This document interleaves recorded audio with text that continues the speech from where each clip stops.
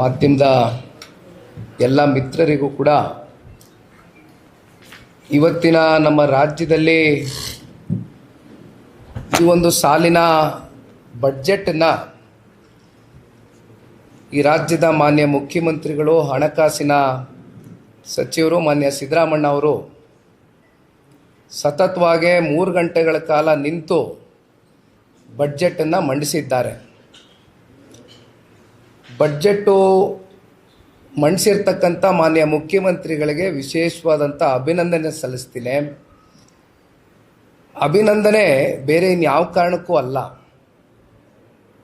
JDLP ನಾಯಕರು ಮಾನ್ಯ ಬಾಬಣ್ಣ ಅವರು ಮಾತನಾಡಬೇಕಾದ್ರೆ ಹೇಳ್ತಾ ಇದ್ರು, ಬಡ್ಜೆಟ್ನಲ್ಲಿ ನೀವು ಏನೋ ಒಂದು ಸಾಧನೆ ಮಾಡಿದ್ದೀರಾ ಅಂತಕ್ಕಂಥ ವಿಚಾರಕ್ಕಿಂತ ಹೆಚ್ಚಾಗಿ ಇವತ್ತಿನ ಬಡ್ಜೆಟ್ಟು ಮಾನ್ಯ ಮುಖ್ಯಮಂತ್ರಿಗಳು ಮಂಡಿಸಬೇಕಾದ್ರೆ ಸಾಮಾನ್ಯವಾಗಿ ಅವರಲ್ಲಿ ಇರ್ತಕ್ಕಂಥ ಒಂದು ಆತ್ಮವಿಶ್ವಾಸವನ್ನು ನಾವೇನು ನೋಡಿದ್ದೇವೆ.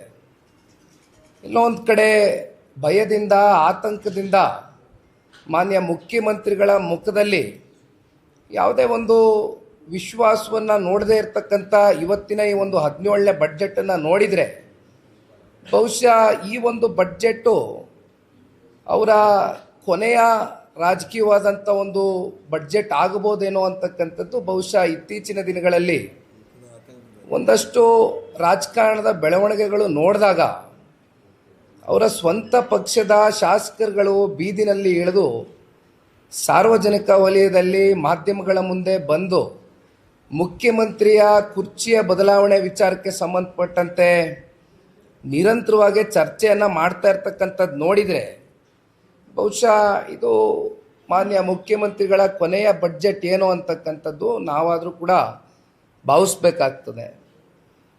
ಆದರೆ ಇವತ್ತಿನ ಈ ಒಂದು ಬಡ್ಜೆಟ್ಟು ಈ 17ನೇ ಬಡ್ಜೆಟ್ಟಿನ ವಿಚಾರಕ್ಕೆ ಸಂಬಂಧಪಟ್ಟಂತೆ ಬಹುಶಃ ನಾವು ಮಾತನಾಡೋದಾದರೆ